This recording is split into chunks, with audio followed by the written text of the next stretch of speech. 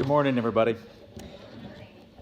So the elders had decided to make this Sunday be the Sunday that we would present what is sometimes called the State of the Church address, which talks about where we've been as a congregation, where we are, and where we would like to go. And then Wednesday happened. And then Thursday happened, and then Friday happened, and then Saturday happened, and then this morning happened.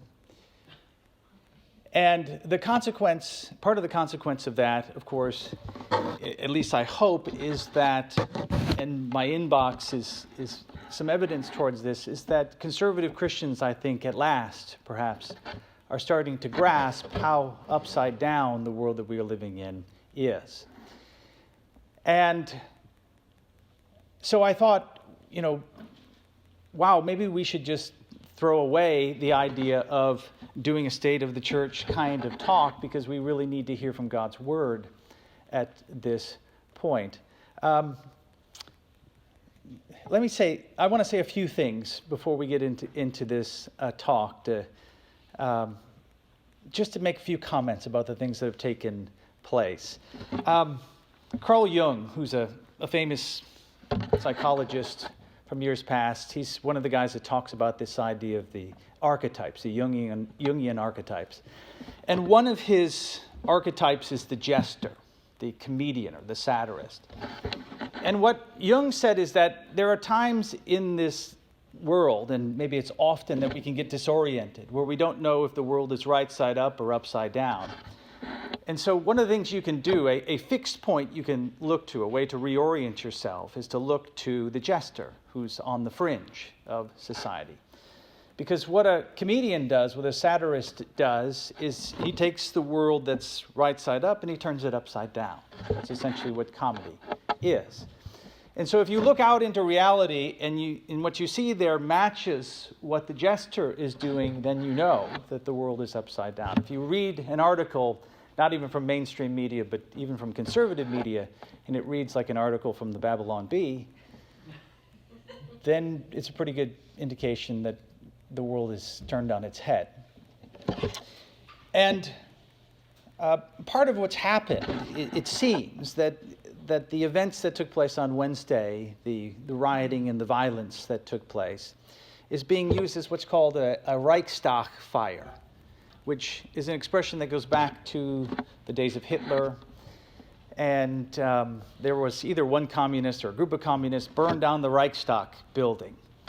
And what Hitler did then is he used that as a pretext for issuing a bunch of draconian measures on particular groups of people. He started to repress. He used it as an excuse. And it's something that you see happen. It's sort of a theme in history as relates to tyrannical movements and tyrannical governments. And it seems to me that we've had several of these, if you've been paying attention, in recent days. One of them, of course, was the death of George Floyd, in which some real opportunists within the social justice warrior movement realized that they could use that event in order to embolden and ennoble their particular ideology, and it gave them the moral capital to then force that upon our cultural institutions, including, it was of course coming out of the educational institutions, but upon government agencies, upon corporate America, and even upon the church. And I think something similar, of course, is taking place with regards to all of the restrictions. The COVID virus was a perfect fire, a perfect event in order to bring about all kinds of restrictions on us, lockdowns, the masks, and all the rest of it. Part of the evidence that that's the case, because I know it can sound like a conspiracy theory, but part of the evidence is that that's the case is the elites who are imposing these restrictions upon us are themselves not obeying them. The ones who have the most information, who are talking face to face with the experts, who know probably is better than anyone what the real danger is, are the ones who don't seem to be afraid at all and are going to Cabo and entertaining themselves and doing all kinds of stuff. And so it seems that what's happening is the events there that took place on Wednesday are being used in this way, are being exploited in order to bring restrictions, in order to bring what's sometimes called soft totalitarianism on a very specific social group. And unfortunately, or fortunately for us, depending on how optimistic you are, we as Christians, or at least as conservative Christians, are part of that social group. It is a group that the elites, those who rule our cultural institutions, which most of which are in the hands of the progressive left, the oppressive left, we might say, it's a social group that they absolutely disdain. They disdain it. And one of the ways to sort of start to grasp that is think about all the ire that's directed towards Donald Trump and everything that he does. They absolutely despise Donald Trump, but the reason why they despise him is not because Donald Trump is who he is, although they say that, but Donald Trump is an elite. I mean, he's one of them, right? What they hate about Donald Trump so much is that Donald Trump actually likes this particular social class. He actually likes the deplorables, right? He identifies with them. I mean, he eats at McDonald's, for goodness sakes. He actually does. And so one way to think about my read on this at this point, one of the ways what to think about is coming is all of the anger that's directed at the president. They won't have a target anymore in less than 2 weeks. And that anger is not going to disappear. It's going to finally end up at its real object, which is this particular social group. And we're already seeing the start of that kind of, as I said, the soft totalitarianism, of the removing of civil liberties, free speech, deplatforming, and those kinds of things. So that, in one sense, the president has served as a shield for this particular group that is so hated. And that shield is going to go away. It's going to be put down. And it seems to me that we're going to be facing some significant repression in the coming days. So you can see my dilemma this week. I thought, well, then forget the state of the church talk. We need to hear from God. We need to dig into His Word to figure out, to search His wisdom, to say, how are we to live in such a time as this? The church is to resist tyranny, but how are we to go about it in this particular instance? But then I thought, well, if we do that, given everything that's going to be coming in the weeks that will follow, we will never come back to this talk, right? We will never have the motivation, the momentum to return to it. And so I'm showing great restraint by presenting this information. You should be proud of me that I'm this mature to do it. But here's the thing. Perhaps this is exactly what we need, actually, right now. Because what I want you to take away from this brief discussion, and it's not going to be 20 minutes. I probably already blew 5 or 6, so it's going to be a little bit longer than that. But what I want you to take away from it is encouragement. Because the theme of everything that we're going to talk about is that God has bestowed an embarrassment of riches upon this congregation. For whatever reason, it's his reasoning, but we have been richly blessed beyond even the wildest imaginations of the shepherds of this group. And so one of the ways that you build your faith, we have to have faith in the coming days. Our faith is going to be tested, and we have to have the kind of faith that overcomes the world.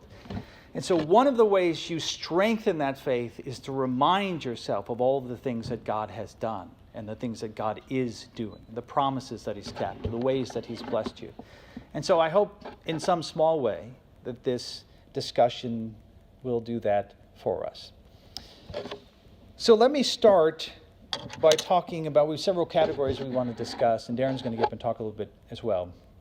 But I want to discuss first the issue of growth, the growth of the congregation. Some of you know the beginnings of the story of the beginning of the congregation. It really was 3 families that started it, a total of 11 people, and 7 of those were in my immediate family.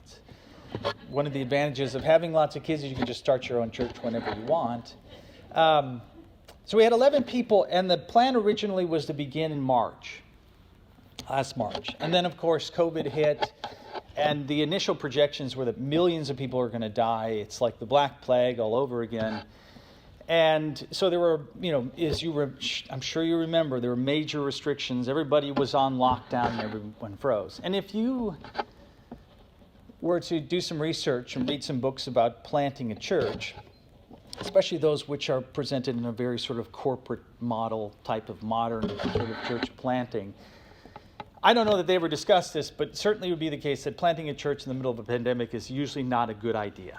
Right? Especially one where everybody has to stay in their house and they're deathly afraid of some disease that's floating around, virus that's floating out there that could kill everyone. So we put things on hold for a moment, and then as things progressed, we started to get the sense that it's not nearly as bad as we had thought, that the real danger that's present is for a very select group of people, old people, we don't care about them anyway. So, just kidding. And so we started to say, okay, well, it doesn't seem to us to be the kind of danger that warrants the closing down of churches. In fact, I've come to the position now, I was never challenged on it before because we never faced a plague or a pandemic, that I'm not sure that the church should ever close, to be honest. If you look at the history of the church, it's really hard to find any kind of a time when the church closed its doors. In fact, in a plague is exactly when the churches need to be open, and because it's the time when the spiritual needs are the most acute and the physical needs are the most acute. So we should really be going out into the world during times of crisis, not shutting our doors and hiding on the inside and hoping that we don't die of some disease. So we just said, no, we're gonna go forward. The church should be open. Let's do it. And we honestly thought that we were the craziest, probably the only three crazy people in the entire area who would go to church. Right? We honestly thought we were going to open it up and nobody was going to show up. And so we sort of hedged our bets a little bit, and we called in friends who were also crazy. And, some people from very far away, and we said, please just come for the inaugural service, because we didn't want the first service, we were starting to do some general advertising. We didn't want the first service to be just the three families, right? We thought that would be very deflating to us. And we just weren't confident. We just thought, no, nobody's going to show up. So we had some friends come in, and sure enough, a bunch of people showed up. They had seen the ad, and for all the talk of not starting a church in the middle of a pandemic, it seems that it actually helped us to some extent, because there were a number of people who desperately wanted to get back to church, and their churches were closed. And so, to some extent, we were able to take advantage of that. So we had 24 people that first time. Many of those, though, were people who lived far away, and we're not going to be able to, continue with the work moving forward. And just to jump to where we are now, we now have 70 members in the congregation. So we're 7 months in, and that is significant if you're comparing it to numbers that are produced with new plants, how quickly they grow, the number of people they take in, especially one that starts as small as ours was.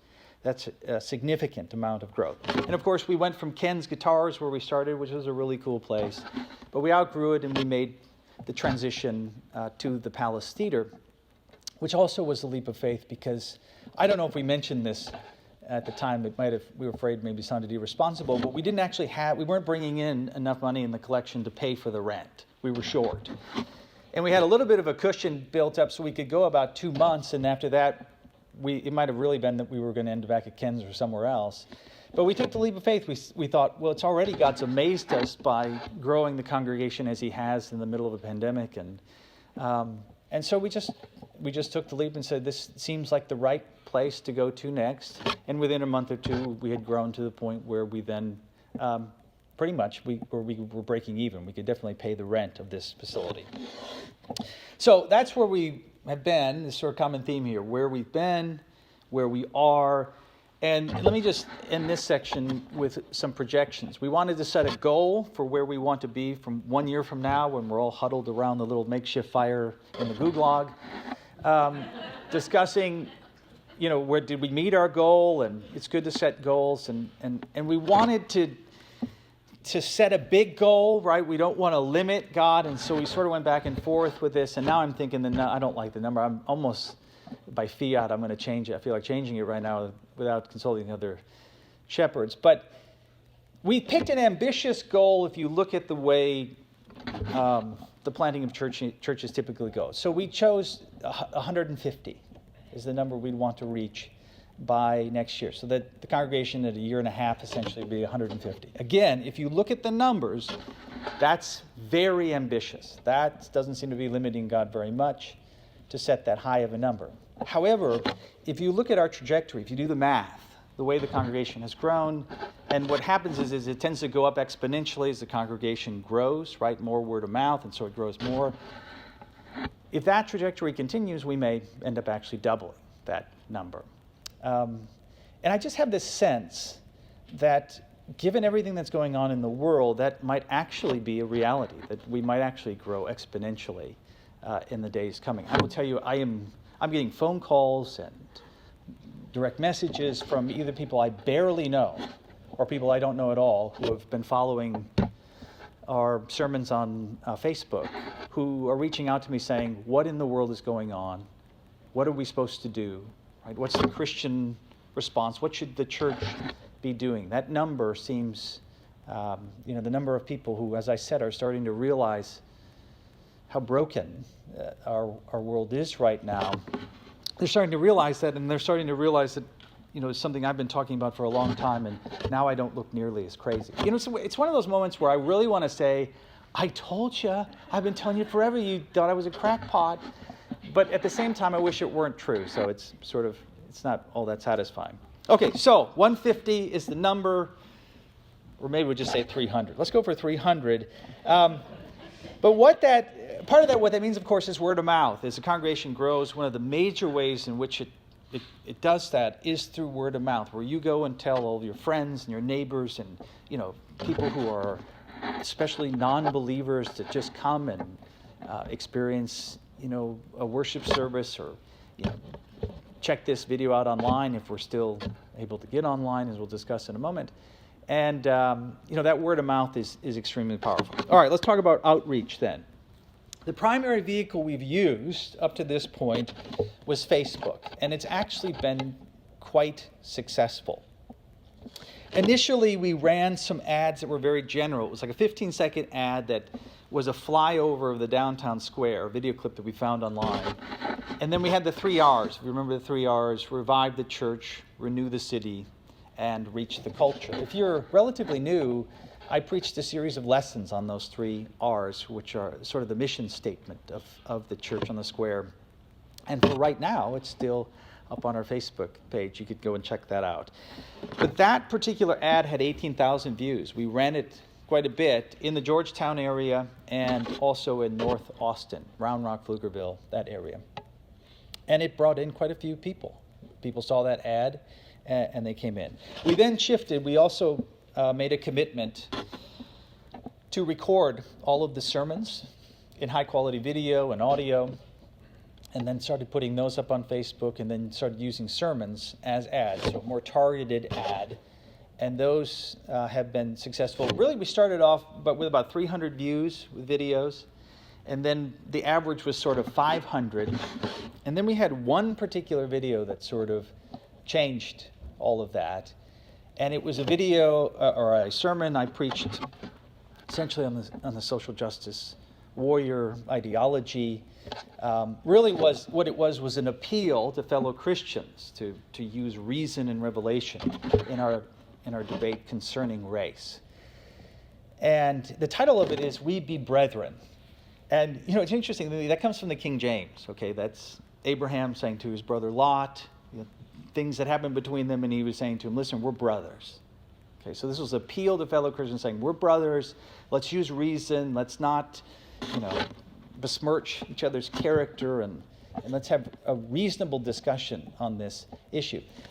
People actually thought I was making a racial slur with We Be Brethren. There was some of the critique I got was they literally thought that I was speaking in Ebonics and I was making fun. So anyway, it's just amazing. But that particular video has had 58,000 views. So I mean, I think it was touching on a hot button issue because it was right after the death of George Floyd. It was everything. It even consumed, even the pandemic took a back seat to this particular issue. And so it got a lot of views, and it worked quite well. After this, what we started to do was take clips from sermons and to use those in our advertising. So there's a number that have gotten a lot of views. This one is on Jordan Peterson as the John the Baptist type figure. It got 13,000 views. I had a clip on the masks, which had 11,000 views. I don't even remember what this one was about, but it's 17,000 views. You have to know that when you're a preacher, every week every Sunday you got to do a new lesson, right? So it's kind of a binging and purging. Like people come up, the lesson you did 3 weeks ago, I remember very little of it. Anyway, so that actually was quite effective. Total views that we've had up to this point is more than 192,000. 192,000 views. And let me say this to you. The vast majority of those are in the Austin area. So we did not, once or twice we tried advertising on a more national level, but we weren't really interested in that so much as trying to reach this community. So 192,000 views is a lot. Obviously Austin has a lot of people, but still that's a lot of views for that size audience. This has garnered 658 followers, although that's actually number's not even right. I think we're getting close to 700 because I've had so many in the last 2 days. People all of a sudden have started to follow Facebook page, and I'm like, why? It's about to dissolve. It's going to disappear soon. But I think that there are a lot of people, getting many views, I think there are a lot of people who know the kinds of things that we're discussing. And it's now that they've thought, okay, that's what that church talks about, or some of the things they talk about, and now that the crisis is really coming upon them, now they're really reaching out to see what it is that we've been saying. Okay, so that leads me to this, which is that, and I posted this on the Facebook page, and so you may know this already, but we have been deactivated. Our advertising account has been deactivated on Facebook, which means we cannot promote any of our videos. For the time being, they haven't deleted our account, and so all of the videos are still there, and you can still share them. But we are not able to do any more advertising. Apparently, the last sermon I did, the sermon from last week, violated their community standards, and which must be very strict. They're very strict standards. I actually think it's because I mentioned Dr. Fauci's name a few times, and I think they have an algorithm. I've been told they have an algorithm that the red flags it the moment you say that word, and then they review it, and then they cancel it. Now, they did say I could appeal the deactivation, and it was interesting. It said that once you begin the appeal process, you only have 30 days to complete it, and if you don't complete it, you will be deactivated indefinitely. I thought, that's odd, right? That's weird. So I said, okay, I'll appeal, and I clicked on it, and the second thing they wanted was me to upload images of my driver's license to their database. And it said right in there, it said the reason why is because we want to be able to identify the person who is, advertising this kind of content. So I hope you're not offended. I did not do that, and so we will not be able to advertise on Facebook anymore. As I said, I think it's a matter of time before that platform is gone. And I'm sure you've been paying attention to all the things that are happening. At that point, we decided to forego YouTube. We were in the process of moving our videos over to YouTube, which actually takes a lot of time. We have over 30 videos, and it's just something that takes time to do. But now YouTube has a bunch new restrictions, and it doesn't seem to me worth it at this point to do all that effort to put videos on there, because we were going to use YouTube as the primary host of the videos and then be linking to them on MeWe and Facebook and wherever else. Parler, rest in peace, Parler. But now I think that we'll put all that effort into it, and I think they're just going to get deleted. They have a new 3-strike policy, and the first strike seems to be pretty severe, and they seem to be deleting followers. So the tentative plan now is to do it on Rumble, to move all the videos to Rumble, and then to use that as the platform from which we link to MeWe, to have a more substantial account on MeWe, and to pursue those other alternatives. But who knows? I mean, what happened to Parler could probably happen to the rest of them, and we may have to go to some much more underground kind of work in getting the message out. So we'll play that by ear as we move forward. Again, now that it seems that we're going to be more restricted, or likely more restricted when it comes to that kind of marketing, word of mouth is going to be critical, right?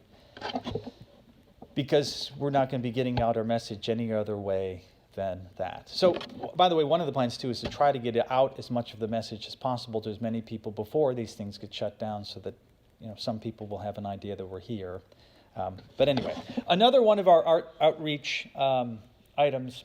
Actually, I will come to that slide in just a second. But another way we're going to outreach is we're planning to do is we're calling at this point a film screening, which is one day a month, perhaps starting in March. We're going to rent out the theater and show a film, and then have a discussion after the film where we break it down from a Christian worldview, both documentary films and fiction films. The plan is to have theologians and philosophers at times join us in those discussions. The list of those that we can pull from, given everything that's happened, is going to be smaller than it perhaps was at some other time, but that's one of the ways that we want to reach out to the community. We want to sort of advertise that out and try to get people from the community to come and think about those things with us. Then let me talk about one more thing, and then I'll have Darren come up and talk about the finances. Another category we wanted to just touch on, and again, there's so much to say for each of these things, and I'm just touching on them, and I'm hoping you'll just start conversations. If you have questions about it, just let me know. But is our youth ministry. We have a lot of middle and high school students. What we've been doing so far is we've been meeting once a month and having a time of a fellowship where the kids can get to know each other, and then having a lesson. And what I've been doing and what I like to do is really try to push these kids to think. So I like to bring up controversial issues or really deep philosophical and theological issues from Scripture, and introduce the idea and the dilemma to the young people, and then we engage in kind of a Socratic dialogue, a discussion about that subject in an effort to cultivate wisdom and cultivate knowledge and all those things. And we've done a couple of them, and it's just been, I've been edified by it significantly, and I think it's benefited the young people as well. At the last one, we had 22 middle and high school students. So it's a significant group, and just to say they are a real priority to the elders of this congregation. We know that we have a responsibility, along, of course, with the parents who have the primary responsibility. But in a secondary fashion, it's our responsibility to come along and help in any way that we can to prepare these young people for the world that they're going into. It's a very different world than the world that I lived in when I was their age, and even, I'm getting close to being maybe 2 generations away from them. But the world is very different. It's going to be very hostile, likely very hostile to them and to their faith. And we have to make it a priority to prepare them for that world. And so it's a priority to us, and we want to, we've great plans to expand that program, particularly as the church grows, for that to be a real priority in what we do. So let me stop there. I'll let Darren come up and discuss the finances, and then we'll conclude with a few things. But he's not feeling well, and our hearts go out to Jim and Sam also, who's in that age group. If you remember, Sam just got out of the hospital from kidney issues, so we definitely want to pray for them. Just another note: if you haven't noticed, the Bible requires there to be a multitude of shepherds, of elders. And as a result, I think you couldn't ask for three more diverse people than Brad, me, and Jim. Brad is obviously highly educated, a great Bible student. Jim is a down-to-earth guy like you've never seen. I mean, Jim would come pick you up at 3 in the morning and take you somewhere if you asked him to. He's just the biggest heart guy. And I'm ex-military. So between us, we've got security, we've got kindness, and we've got intellect, right?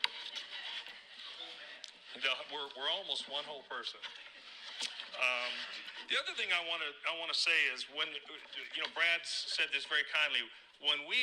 Before we decided to start this congregation, we went around and visited all the existing congregations, not trying to check them out to see what's wrong with them. We were hoping we could find one that we could go to, because we had left our other church under circumstances where we just had theological differences of opinion with them. And so we went around and we just couldn't find the church that was both devoted and devout to God and his word, and open in the heart and open in the mind. And I say that so lightly, but if you've tried, that's not an easy thing to find. And I've known Brad for maybe 15 years now. We discovered him when he was a much younger man, had just become a Christian, and was so filled with the Spirit that when you talk to him, you could barely take a deep breath. It was so intoxicating to listen to a young person who had that much love for the Bible, and he just couldn't stop. I think he probably reads a couple of books every day. My joke is, I'll tell this story. I decided to do a study on hell because if you remember, about a year and a half ago, the Pope came out by saying, basically, there is no hell, people just die. Which is really weird because that's not the Catholic point of view. But the Pope got caught, I think, with his boyfriend out in the world, who happened to be a reporter and wrote down everything the guy said. And so I wanted to do a study on hell. And hell's, it's mentioned in the Bible. Do you know it's mentioned, I think, 25 times? Do you know Jesus is 24 of those? So hell is a concept that Jesus taught more on by far than anybody else. And it's a very complex subject. Well, I asked Brad, I said, you got any books or something? He gave me 2 books over 1,000 pages, and I had 5 days before my class started. So I really enjoy Brad's depth of knowledge when he looks into things. And he has been an inspiration to me for those 15 years I've known him. And I know, I'm going to use the word, he's a little bit intoxicating. If you come to his lessons, it's very hard to go somewhere else, because you'll sit here and you will not know an hour and a half has gone by. So I want to commend Brad for his outstanding efforts, and he always does a great job. I'm going to talk about our financials. First of all, we're a nonprofit. And by that, there's a set of rules. We're a nonprofit in the state of Texas, and in the federal ruling, we are a operating church, which cannot be taxed under the Constitution. So we're not a 501c3, but we are a tax-deductible nonprofit. And I did send out a note. If anybody wants a document that reflects what they contributed, so they can declare it on your taxes, it needs to have been given to us in check or some form I can track. Otherwise, I can't track it. But if anybody wants one, let me know. I printed ones up for the few people I thought might ask. But because we're a nonprofit, we pay no administrative costs, zero. None of us, nobody that's a member of this congregation is paid for administrative duties. We have one paid person, and it's the preacher. It's the one thing we do pay. And the other thing is rent. So we have collected, since the first day we started, we've collected $47,914, and we have spent $43,969. If you could do the math real quick in your head, the difference is $39.45, which we have in the bank. 55% of what we collected is used in payroll. Now, we're very fortunate. When we first started, we did not need to pay Brad. He was self-supporting for a period of time, and we started, his first payment was at the end of August, early September. Rent has been 14%. Rent at Ken's was fairly inexpensive. Ken was a good friend of ours, and he really didn't even want to take any money at all. So we had to kind of force him to take a couple $100, maybe a month, and that's all he charged us. This place is $300 every time we come here, so it averages $1,200 a month or $1,500 a month, depending on how many Sundays there are in the month. 14% for that. Food relief. If you remember, we brought up a couple of villages in Africa that we have known. Brad used to go over there and teach a preacher's training class. And in doing so, he would go to all these congregations and preach to the local congregations. In doing that, we discovered some very faithful, I don't know, young men's not the right word, very faithful preachers who literally will not be corrupted by the money we give them to survive. In most cases, they are corrupted by the money. And so if you ever talk to people about sending money to preachers in Africa or you'll sometimes get very negative reports. And we had it happen to us. One of the people we were supporting, we discovered things about him that we just couldn't live with, so we stopped. But we do support, at least individually, we support a few of the preachers over there. One of them is extremely reliable. And we brought that up to this church that they're in the middle of like a 3-year drought, and they are living hand to mouth every month. Their crop season is starting in about March. So they have some crops they think will survive in March. But until then, they're basically living on the kindness of the church. We paid 2 of their months, and it's about 75 families that we support, and we did this for 2 months.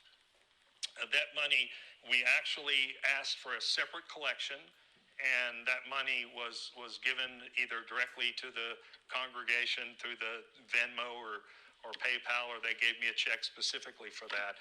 All of that money went to that food. The difference was about $300, and the church paid the difference.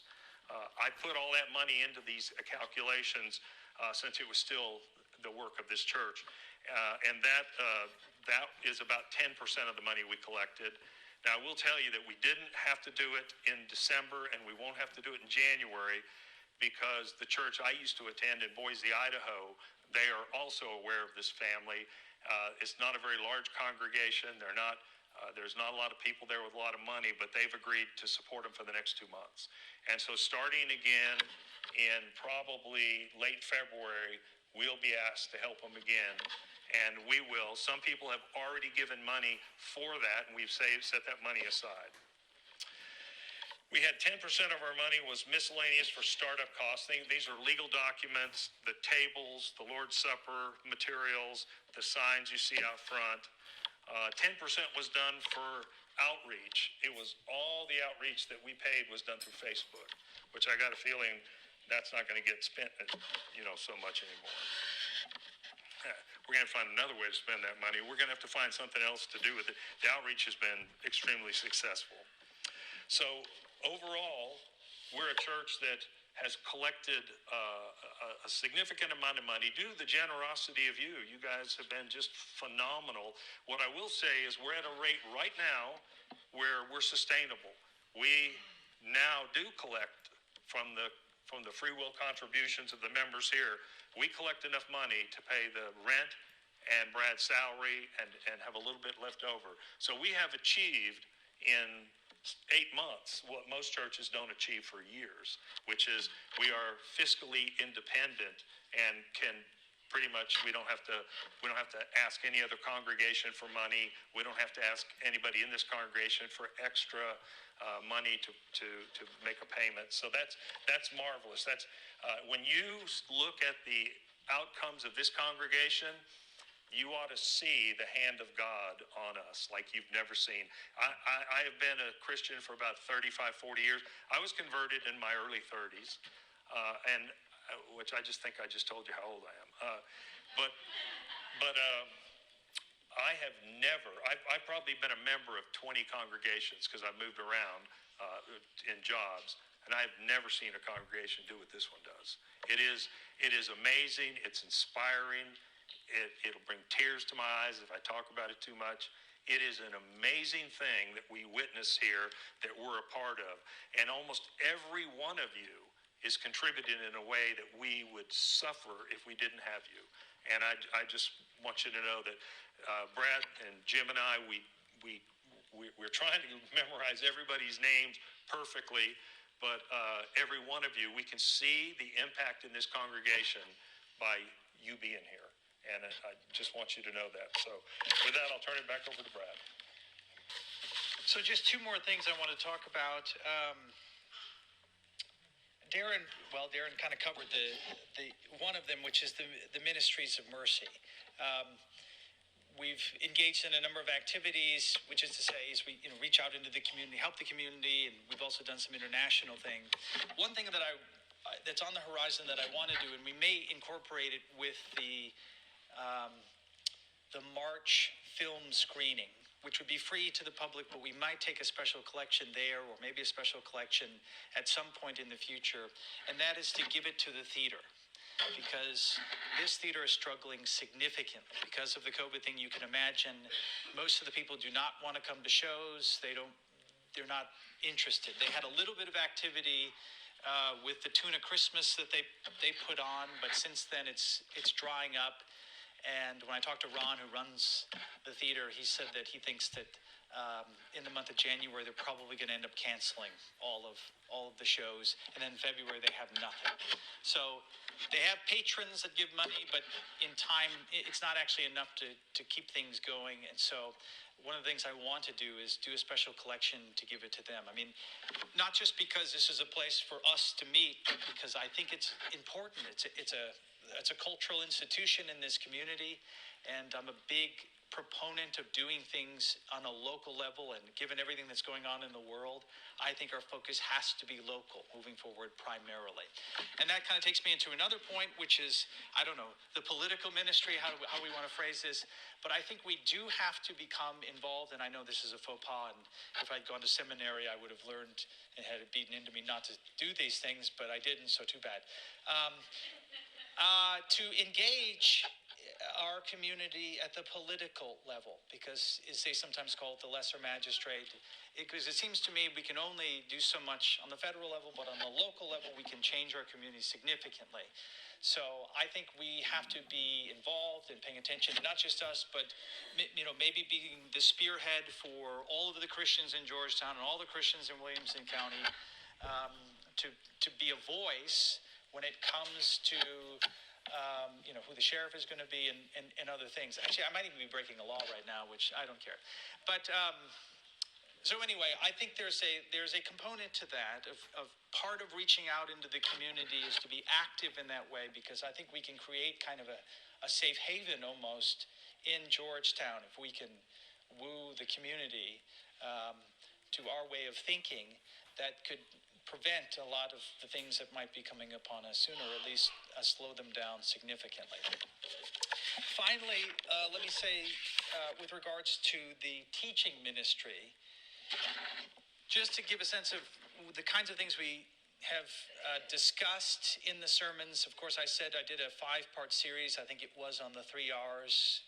Revive the church, reach the city, renew the culture, our mission statement. You can go back and see those. We've also started an ongoing series on defeater beliefs. These are beliefs that if you hold them, they defeat the truth of Christianity.